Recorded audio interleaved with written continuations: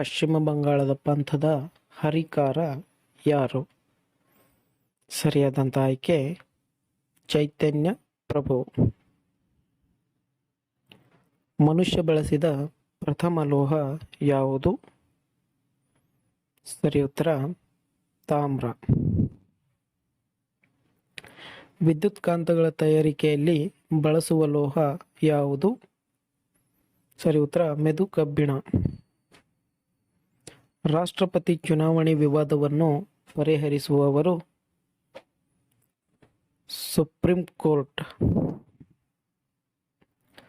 ಭಾರತದಲ್ಲಿ ಮೂರ್ತಿ ಪೂಜೆ ಪ್ರಾರಂಭವಾದದ್ದು?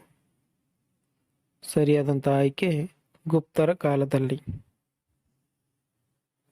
ಭಾರತದ ಸಮುದ್ರ ಗಡಿ ಎಷ್ಟು ದೂರ ವ್ಯಾಪಿಸಿದೆ?